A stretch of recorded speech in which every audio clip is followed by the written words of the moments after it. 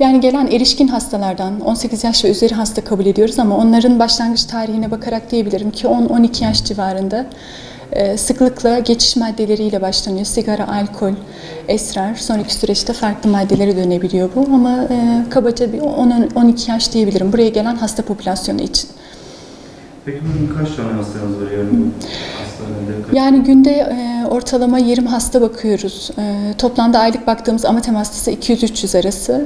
Tabii bunların hepsi bir birey değil. Bir hasta bir ay içerisinde 4 defa gelebiliyor. Haftalık kontrolleri çağırdığımız oluyor. Ortalama 100-150 kişi birey bazında geliyor diyebilirim. Ama toplam kabul ettiğimiz hasta sayısı 300'ü buluyor. Yani tedavi süreci bireye göre çok değişiyor açıkçası. Kendi isteğiyle gelen, motivasyonu yüksek, biraz uzun süreli madde kullananlarda ya da bu nedenle çeşitli fiziksel ve ruhsal problemler yaşayanlarda nispeten tedavi daha düzenli gidiyor. Ama 18 yaşında ilk başvuru, ailesinin zoruyla gelmiş bir hastayı bir kez görüp bir daha görmeyebiliyorsunuz.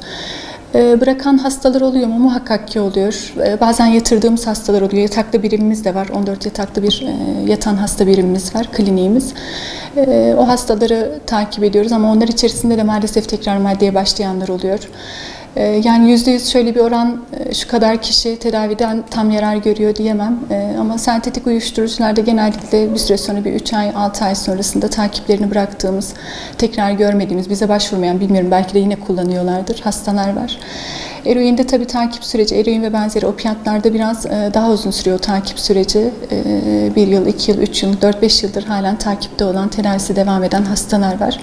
Maalesef hem hastalarımız maddeyle ilgili çok bilgili değiller, maalesef eğitimcilerimiz ve ailelerimiz de aynı şekilde ciddi bir bilgilendirmeye ihtiyacımız var.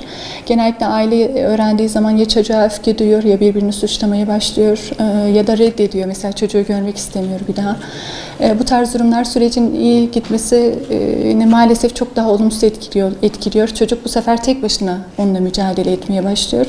Aslında çok sosyal olarak hepimizin destek olması gereken bir süreçte o bireyi biz yalnız bırakarak sürecin çok daha olumsuz yönde ilerlemesine yol açmış oluyoruz.